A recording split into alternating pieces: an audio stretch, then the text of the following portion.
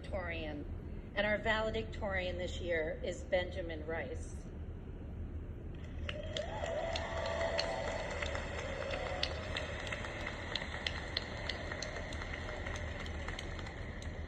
Benjamin is originally from Shreveport, Louisiana.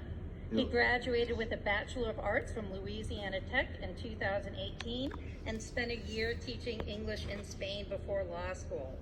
At SMU, he was a Sumner Scholar, and he served as both an academic success mentor and the managing editor for the SMU Law Review. After graduation, he'll clerk with the Honorable Judge Jeremy Kernodle on the U.S. District Court for the Eastern District of Texas, and then with the Honorable Judge Jennifer Elrod on the U.S. Court of Appeals for the Fifth Circuit. As Benjamin comes to the podium, please join me in congratulating him on this tremendous accomplishment.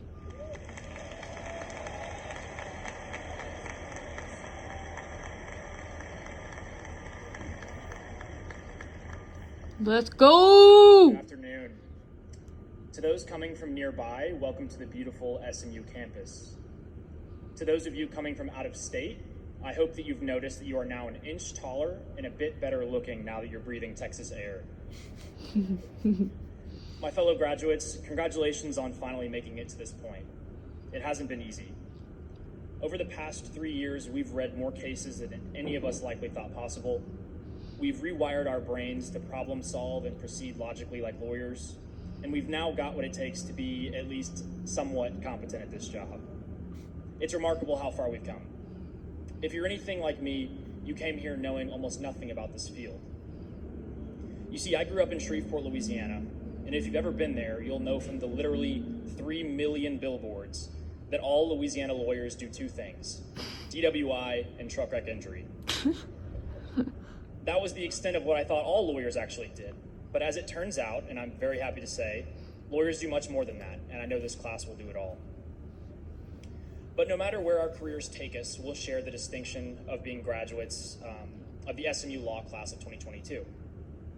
And a few specific experiences define our class. Most all of us had the pleasure of taking Professor Rubin's professional responsibility class, where we all spent most of the class pondering what it means to be an ethical lawyer. And then we spent the rest of the class pondering, how is this man so darn handsome? Because of COVID and remote learning, we are the first class in history to sit through the majority of our 1L spring classes while not wearing any pants.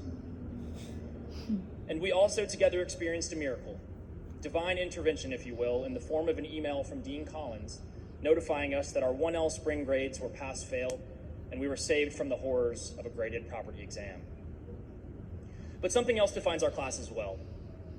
Here, I have been struck by the incredible ability of our class to debate the most divisive points of law, arguing from diametrically opposed ends of the political spectrum, and still walk out of class as friends. In Professor Kahn's Con Law 2 class, every last hot-button doctrinal and political topic was on the table. We argued our points, we provided counter-arguments, and we at least attempted to defend our positions while Professor Kahn effortlessly blew holes in even the strongest of our arguments. But we never lost our cool. That is a rare thing outside of law quads. You see, we've learned that good lawyering requires a thorough understanding of the other side's strengths and your own side's weaknesses. That is gained not through strident, straw-man arguments, but rather through respectful, face-to-face discussion in which even if you disagree with another's point, you walk away better for having listened to the other side. And I think our class gets that. And so as I think about what lies in store for us after today, what we can do going forward, I'm left with two hopes for our future. The first is really a given. This class will become the judges and politicians, the partners and deal makers of tomorrow. No one doubts that. But the second point is a hope. My hope is that as we take over those roles, we bring our knack for civil but zealous discourse that we learned here wherever we go. This country needs more compassion, most crucially when our beliefs conflict with those of another. And we, this class, are poised to be that model. To my family, words cannot express how grateful I am to all of you. I love you. To our faculty, thank you for transforming a ragtag and naive crop of 1Ls into this incredible class that we have here today.